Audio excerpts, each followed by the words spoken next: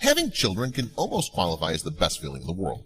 It comes with its many fears, but when you hold that baby in your arm and he or she cries innocently, you're bound to fall in love immediately.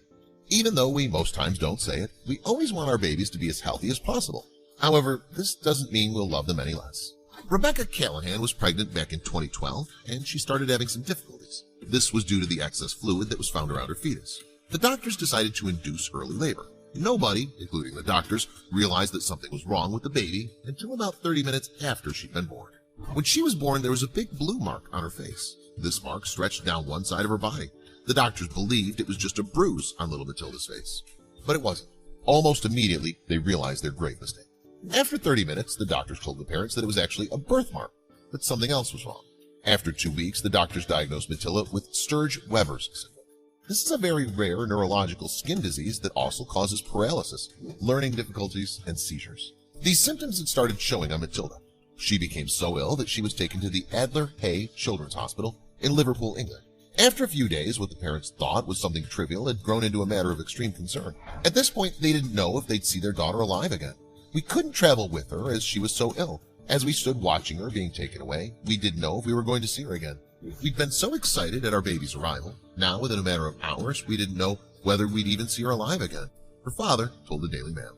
As if this wasn't enough, they later discovered that Matilda had 2 holes in her heart. But little Matilda wasn't giving up. She was a little fighter. Even though there was a high chance that she wouldn't make it, she managed to make it through surgery. The doctors then began laser treatment on her to remove her unusual birthmark. But they've concluded that could take up to 16 years for it to completely disappear. She has treatment every couple of months, and the laser does make it more red and angry, and her face is covered with blobs afterwards, which then gradually fade away. Matilda's dad, Paul, told the Daily Mail in 2016, and continued, "People think we're bad parents, that we've somehow caused Matilda to look like she does." The laser treatments were painful, and Matilda had them regularly. This didn't stop her from being a happy little girl, but there were also people who constantly stared at Matilda for her birthmark.